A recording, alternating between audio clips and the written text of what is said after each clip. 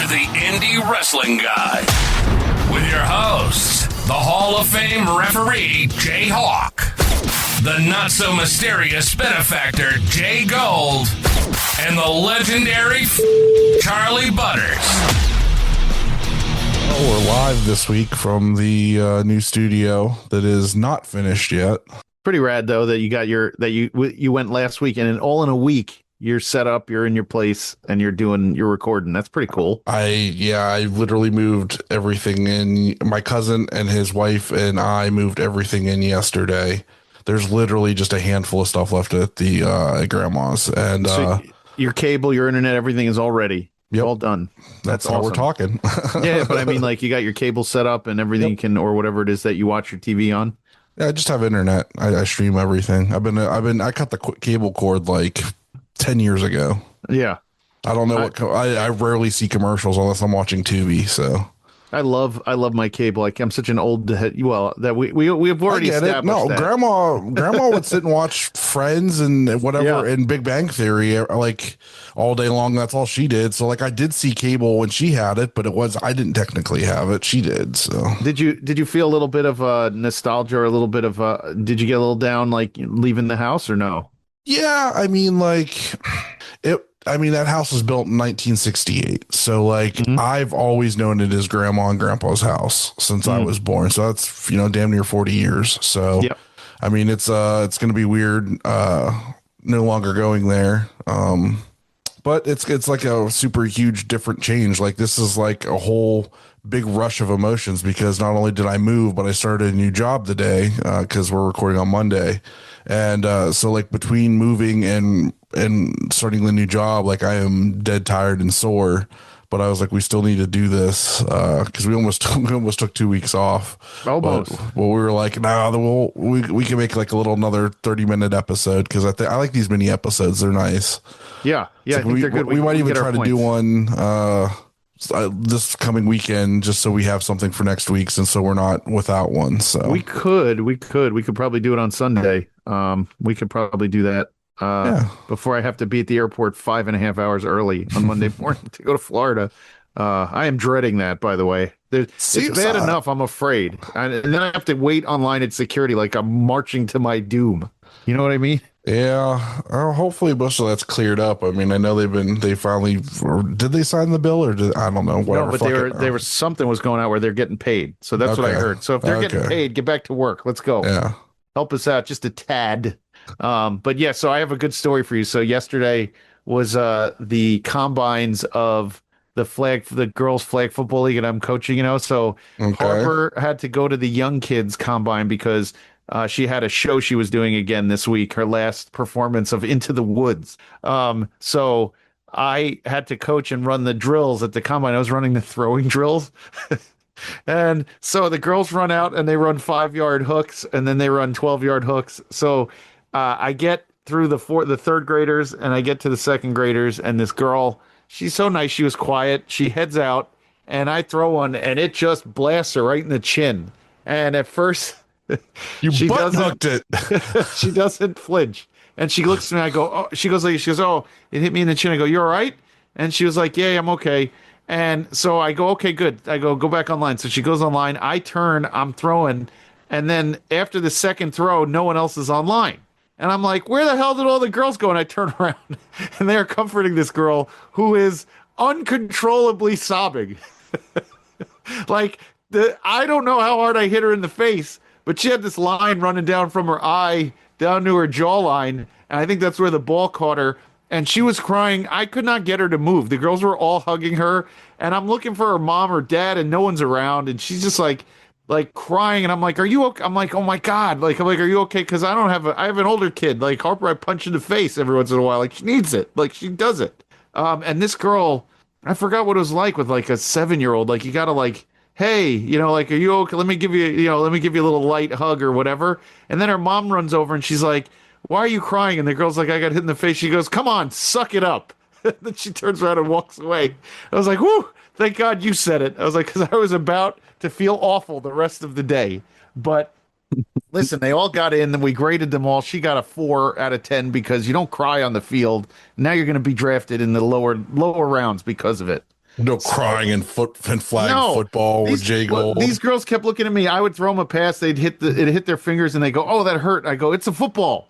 I'm like, "You're catching leather. It's leather. It's cold out. It's gonna hurt. You either buy gloves or you get yourself ready because that's the way it goes." Well, these are the same girls that didn't even really plan to do anything. Like they had other stuff, so they couldn't come to games, or practices and stuff. Yeah. So they all over scheduled. I think that's the problem with kids nowadays. Anyway, all the parents try to give them 8 million things to do, because they think they need all of it for college and shit, and it's not. It's not even a thing. I mean, look, we give Harper one thing, per whatever, every 3 months. She gets through flag football in the spring. She has a show in the winter and basketball in the beginning of winter. And then she has either basketball or volleyball in the fall. That's it. We got nothing else. Because how much more am I supposed to drive her around to? And I can't imagine the people who have 3 kids, 2 kids that are overscheduled. We have friends who have 4 girls. I don't know how they raised all 4 of them. It's insane. I probably would have shot myself by now. Just think eventually she'll drive herself to those things. I hope so. I hope she's good enough to play on some of those teams. I doubt it. If you she can has just lay on the couch in your underwear with your hand down your pants, play with your JGold. Listen. This go to practice next year. Well, next year she'll be in middle school and she'll walk on her own. I don't have to do anything. So when she after school activities, that's on you, kid. You tell me what you signed up for. I'll see you at home when you tell me you're going to be home, and that's it. So who knows? But I know that poor kid probably went home and is bruised up on her face from getting the point of a football rocked on her chin. So whatever. Anyway, that was all my weekend. I did nothing else. I did a lot of praying. I went to a funeral. She was like, "Yeah, I'm fine." And then she looked at you and said, "You threw like a bitch." I thought that's what she was gonna say, and I was like, "Oh damn, she's a hardcore girl." One of these little girls, I don't remember what grade it was, either first or second. I go, "Can you stand over in that line?" And she goes, "You don't have to be rude about it." And I'm like, "I'm just trying to get you to stand on the line." I'm like, "We're running drills." She's like, "You don't have to tell me what to do." I'm like, "Yes, I do. You're here for drills." Like I'm a coach. That's literally what my job is. My job is to help you figure out what you're going to do here. So those little ones are a lot harder than the older kids who just kind of do what they're supposed to do. So whatever, but I'm coaching 4th and 5th graders anyway, not those little tiny kids. But that was my only exciting thing this weekend, as I literally was at a funeral all day Friday and praying all day Saturday. Yeah. Rude. I'm rude for telling her what to do. Whatever. Anyway. Yeah. What are we shouting out? Who's around? Who's there? Oh boy. Let's shout out. Let's do it in reverse order today. Let's shout out Patty first. Hi, Patty. Patty, I'm going to Florida next week. I'll send you some pictures at Universal. I'm going to film a bunch of content with Harper. I'll send it over. Yeah, I gotta see if I'm going to see Patty at the AIW documentary thing. So I'm going to have to bring her a trading card. Cool. Yeah. That's so cool. I gave Derek one so that he could have one matching with yours. Yeah. Derek's the Wave 1, the OG. Yep. And he's the production will be in a new wave coming soon. We discussed new waves during OCW on Saturday because Derek and Katie showed up and hung out for pretty much the whole show. So that was cool. And we got to talk about the IW Guide business side, and when we talked about doing instead of how we have all these series, doing spin-off series, doing a series with Vic Weiss where he takes a card from each of the series and does his own art to them. Oh, that's cool. So that might be a thing we do. A series with action shots, there's a photo of Shelby and Mr. Peaches and Wilbur Whitlock, where he's got Mr. Peaches in between Wilbur's legs, and he's giving him a ride. If you want one of me, I have action shots, so we can come up with more. Only if it's one of Dom kicking you in the back of the leg. We do have that. Yeah. Well, no. What about the one where he tosses me over the chairs at DPW? Yeah, we could do that. It's just my feet in the air. We don't even have my face. It's just Dom standing with that look on his face when he went, "Oh no!" It's like Jazzy Jeff getting thrown out of the Bel Air house. Yes. All you see are the legs. That's a cool idea, though. I like that. You know what else you could do? when they were young, and you could show the production with Danhausen and Eddie Only and Magnum and everybody, and then you could show on the other side of the card is Derek and Katie. Probably get like a cease and desist from WWE for that. Well, listen, that photo is not their property, so I definitely don't think that we should have any issues. That photo is somebody's. I think it's what's her name? Jose and Michelle's, actually. Probably. Yeah. So I guess we're gonna do a what's on this week. So I guess we should jump into that. What's on this weekend? All right, I'll give you this. This Saturday, April 4th at 6 p.m. Eastern, Power Pro Lucha presents Anniversario, a crystal clear destiny. And that is, can't find the place, but I'm sure it's in Pennsylvania. So that is the Thick Party versus Filipino Grigio. Sorry. Bill Goldbergler. And then Poison Hawk versus Ultimo Ant. Wild LLC versus Cayman MK versus Senior Tiramisu. Oh, that's all those guys. They are all in it. I apologize. The way they list this is very difficult. Okay, triangle match. Shay McCoy versus Amira versus Notorious Mimi, who just signed with WWEID. Devantes versus Murloc versus Bojack versus Big Calix. Oh my God, look at these names. This is awesome. Moros versus Weber Hatfield. Skade versus Cheeseburger. And Team Mantis versus Team Donston. They don't show me who's on that, but that is, dude, that's rad. You're absolutely right. That is absolutely Chikara again, and that rules. So good on them, and check that out on Saturday at 6:00 on the Independent Wrestling Television Network. I have on my side on Fight a GCW show. Surprise. Triller. Yeah, powered by Triller. The lineup is as follows currently: Gringo Loco, Ray Horace, Marcus Mathers, Jack Cartwheel, Vengador, and Resplendor in a 6-way match. Megan Bain against Steph DeLander. Slade versus Kid Bandit. For the GCW World Title, Atticus Kogar defending against Daisuke Sasaki. And the match that made me want to pick this: Chris Masters and Super Crazy against Violence is Forever. Yeah, that is that is a fever dream if I've ever seen one. And Slade versus Kid Bandit. Could that suck anymore? It is. Oh boy. This is out from Vegas, GCW Maniac. It is on April 4th at 11 p.m. So they're starting early then. They're running some shows out in Vegas already. And next week or 2 weeks from now is going to be the most ridiculous. I looked at that, by the way. I looked at the Vegas, like the shows that are running. Impossible to do. There's no way. I take it back. They're actually running in Los Angeles. Okay. This is the go home show before the GCW Las Vegas Collective. This is a West Coast Ukrainian Culture Center show. So That's why it's starting at 11 p.m. because it's like 8 p.m. there or whatever. The Ukrainian Culture Center in LA is like the Mecca in New Jersey. They just host just untold GCW spin-off shows, whatever. And they get all sorts of stuff. And whatever. Come on. Kid Bandit and Slade. Ugh. Oh boy. But Dom and good for you guys. I hope we get to see some good Super Crazy spots while you're at it. Yeah, our buddy Dalton really wants them to recreate some FBI against Super Crazy moments. So that'll be interesting if they pull that off. Yeah. Dalton, sometimes he pops into the Discord, and some of the stuff that comes out of his mouth are so funny. It's just the way he as excited as he gets, it's utterly ridiculous. So, he's just living that weird, like, north of Dallas hardcore kid life now. He's a weird cat now. Yeah, whatever makes him happy. He always was, but Yep. He's just kind of doing his thing now. So he pops in, says some crazy stuff, and bounces out. So sure does. Oh boy. All right.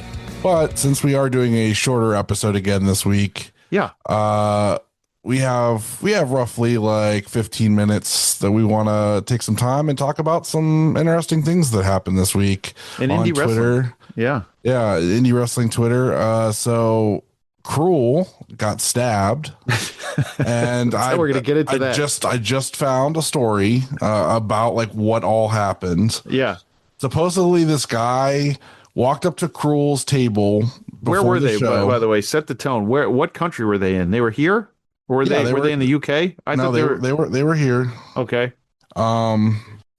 So I want to say it was in Indiana. I lost the page that had all the information on it. This guy like wrote this whole like piece about what had happened. But so the gist of it is the guy that attacked Krule was at Krule's table before the show started, when Krule was selling merch, and asked him how much each of the pieces of merch cost, and then said he wasn't fucking paying it. Yep. Then when Krule was coming out to the ring during his match, the guy was ringside and stood in front of Krule. Obviously, there was probably no barricades.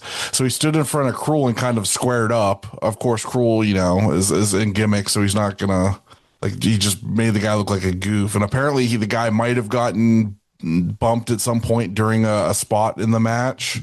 Mm-hmm.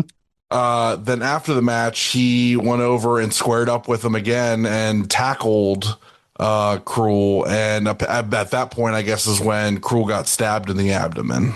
And Mickey James was there at the show as well, and she confirmed that Krule was stabbed. Krule didn't even realize he was stabbed, which I've always heard is the case in these kind of things. You don't realize you're stabbed until after the fact. So but I did see video of the guy getting the absolute fucking shit beat out of him. Yeah.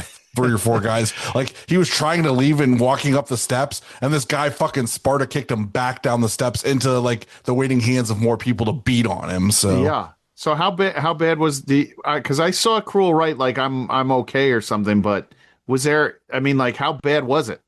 I mean, there isn't any real word on how bad it was, other than he said he's okay, but there's been no like footage of the stab or the wound or anything. What so the I have no hell idea. is wrong with people? What are you doing, dude? Like, even if you went on and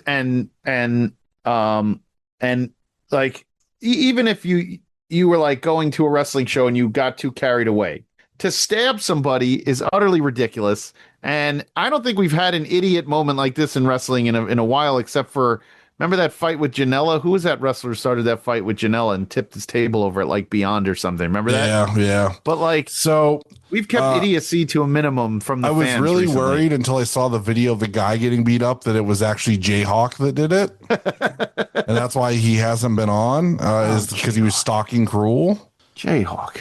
And because he doesn't like Krule, so like that, I thought maybe he finally snapped and went after Krule, but apparently it wasn't him. So, well, I think we need to. I don't even know how you avoid that. Like at this point in the indies, like everyone's trying to cut just a little bit to make sure that they can afford the shows and things like that, and to find some lunatic. I think it's probably a one-off.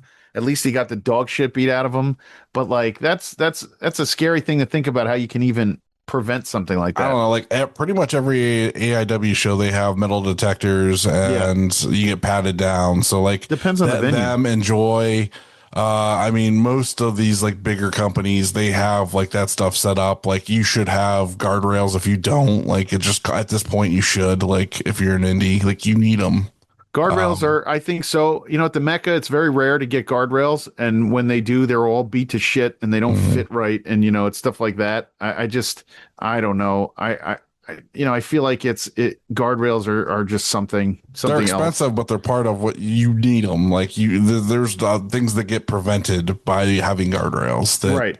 The guy would not have walked into Krule's path and squared up with him in the middle of Krule making his entrance if you had guardrails. He could have jumped it, but at that point, then he's fair game to getting his ass beat there legally. Yeah. Yeah. And going to jail because obviously, but like there's some of these promotions. I know our buddy Peapod was the commentary for, I believe, that promotion. So I'm sure he might even have more information on it, at least the company, as far as them having guardrails or what was going on. Well, it's funny. So ETU uses guardrails on occasion, not always. Depends on their setup, and I think they kind of bailed on guardrails because they cause a mess. Like the Pro Wrestling Junkie show. Remember we watched that one, and and what's his name from Braden Toon did that moonsault and he hit his knees against it because it wasn't set up right. So there are pros and cons, especially in small buildings for the guardrails. At first, it makes it a little more difficult to do what you want to do there, and it also it kind of hamstrings you as far as your setup. So I think that's the issue there. I know AIW has always done guardrails. I've never seen a show. Oh no, you know what? The only place they didn't do guardrails was the White Eagle for Summer Party, and that was actually really fun because they got the White Eagle. There's never any guardrails, and they just let people kind of be involved in the shows. But I think some of these places do need to give some second thoughts if you're not running a well-oiled show to have guardrails to keep the fans back a bit. So I don't know. That thing was a mess, and that blew up the last couple of days, definitely. Yeah. So moving on, you wanted to talk about something. Well, so I have one thing I wanted to talk about because this one popped up, and I think this will be fun for us. Is the Paul Walter Hauser indie? If he was starting an indie company, he put out a list of wrestlers that he wanted to start. He said he would use to start an indie company. Now, I don't disagree with his list, but I do think I would have a bit of a different list as far as who else I would have there. But he put KJ Orso, which I personally I wouldn't put up there. El Fuego del Sol, Zilla Fatu, another guy. I know Bishop, our pal Bishop. He loves the guy. I don't know who Maserati is. Is that Wes? He put Maserati on there? No, Maserati, I believe, is a female wrestler. Oh, okay. Beastman, Joey Janela, Ben Bishop, Brittany Brooks, Charles Mason, the Andersons, I don't know who they are, Charles Crowley, Darian Bankston, One Cold Manders, Man Like DeReese, Mad Dog Connolly, and our pals, Violence is Forever. Now, I don't disagree with the list. I think there's even more. I think it's hard to put a list like this up. It's 2, 4, 6, 8, 10, 12, 14, 16. He only has 17 guys on this list. I mean, if you're doing a top 20, I think, there's even more, like not having Broner on there, Derek, Katie, Jocelyn, like those four at least. Mike, a guy like Mikey, the main event. So I think a lot of those guys, like if you look at that list, a lot of those guys are guys that work GCW, that work certain promotions that Paul Walter Hauser has also worked. So he's seen what they do in person, been backstage with them. So I think, he hasn't had the opportunity to work like an AIW show or something like that to see these other talents. So like, that's why the production wouldn't be noticed on there. Well, you've seen a lot, right? Montgomery. So give me a few others that you think that I didn't name or I don't know of that you said, like guys that you've seen at, Neo Pro or other places that you think should be on a list like that. So I kind of put a list out there when everybody else was, but I basically just went through like this list I've had for a long time. Isaiah Brunner, Josh Bishop, Dom Greeny and Kevin Koo, Eric Stevens, Zay Garcia, Vic Weiss and Big Man Sid, Mikey Montgomery, the production, Jocelyn, MJ Santana, Danny Orion, Shimbashi, the Slime Balls, and the Bev. Just to start. But I also wanted to add Shelby Wilder to the mix, just because you got to have some comedy in there. I think you're missing out if you don't have Bishop on there. I think a guy like Bishop belongs in any company right now. I think he's pistol hot with the fourth rope stuff, and I think you can't deny it. I think Broner is undeniable. You have two monster guys who you can have as your champion. I see this list. I see Manders on there and Mad Dog. Those are two big meaty dudes and Beastman who could hold a world title. I'm not a Zilla guy at all. I get nothing out of Zilla at all. And KJ Orso either. Nothing. You just hear about how he's a pain to work with, and then it's just like, why would you want to invite that environment in? Like, if you're going to start something like that, it sounds like a headache. Yeah, and I saw at Comic-Con last year when he had his setup, he was with Headlock, and he wanted a lot of money for a photo. And I'm saying to people, you were going to pay that for Zilla? Like Zilla Fatu? Really? You can go to House of Glory and you can get a free picture probably. Yeah, I got a free picture with him. Late enough. Yeah, I don't know. I think a guy like that. I know. We have some friends who said he's a good dude, but I get nothing out of it. But man, he was super friendly with us. But it's just I think it all depends. I think VIF should be your tag champs on any indie. I like Mad Dog. I think Mad Dog and Manders you could give a world title to, from this list at least. Janela, of course. Ben Bishop, highly underrated. I know that our guys at Warrior and the rest of the main event crew love Ben Bishop. And I don't know. I don't know if you know, if you even have thoughts on it, but what is keeping him from like a contract? I just don't know. He's like 6'9" and jacked up and understands the business. I don't know what keeps a guy like that from ever, seeing like a full-time deal. So I don't know. I don't know.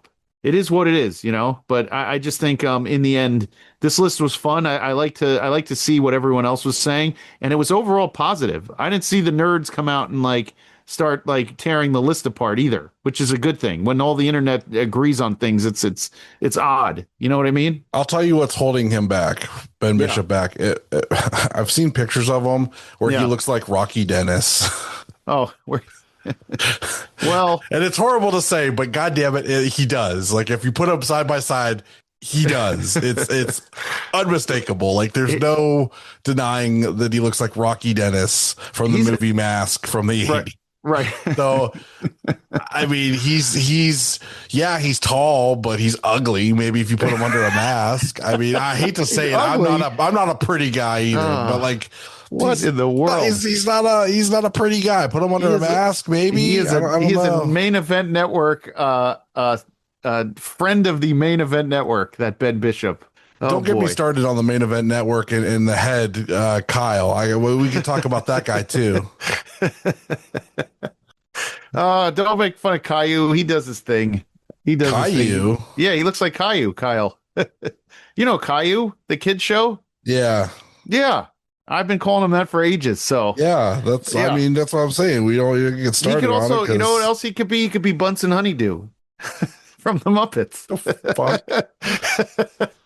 The big round melon. Anyway. Oh boy. Well, oh boy. These mini episodes can get away from us, Butters. We only have a certain amount of time, so Yeah, we got to wrap it up. So yeah. And I hope everybody listens in this week, and then next week I'll be posting some stuff from Florida and from Universal. I think Universal, we're doing Islands of Adventure and Universal Studios, not Epic Universe. I don't want to wait 4.5 hours. I'm sure you're going to be doing some like Potter. case testing stuff from the main event network. Yeah, I might. Test kitchen I don't know lab what they shit, have right? there. Like I don't want to wait 4.5 hours for anything like butterbeer, any of that crap. I don't want to do that. I don't even like Harry Potter. It's content, Josh. It's content. I know. I'll get what I can in, but you know what I'd love to do is like do one of those reaction videos on one of the rides, because the whole time I like squeeze real hard and close my eyes. Do that, then you'll lose your phone doing it. Yeah, and yeah. You'll be like, there goes everything. So yeah, next week we're gonna try to do another episode before you head out. So maybe Sunday night we'll do something on Easter, or something this weekend, just something quick again like this. Just talk about some stuff. Do a weekly catch up. Just kind of little hang. I want to keep everyone aware of what's happening with the Indie Wrestling Guide, and then once the new year comes after we can almost call it like a defended the IW Guide title twice this past weekend. Once at OCW against Alex Melee, and once at Naptown Pro Wrestling, who we just started a partnership with. He's got more dates coming up with Naptown. I'm working some stuff out with OCW to have a couple more dates with them. So that's happening 4/11. He's got a match against Jeff Steele. Jeff Steele just dropped a promo today on Instagram and Facebook, so go check that out. He's in my card line, by the way. That's going to get real heated, it seems like.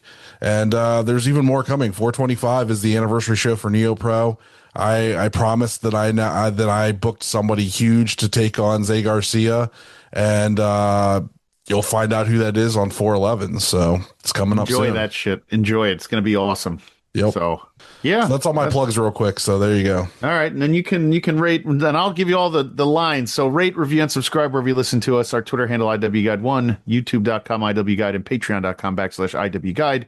Don't forget about the merch store over Brainbuster Tees, Gorilla Press Apparel, our podcast friends. We are part of the Main Event Wrestling Network, the Wrestling Junkies, On the Mark Wrestling Podcast, Tino's Time, Blog World Order, and my show, NXT Night Shift Tuesday nights. By the way, we are starting to count down to the Memorial Day 24-hour show. We have a lot of fun stuff planned, so stay tuned.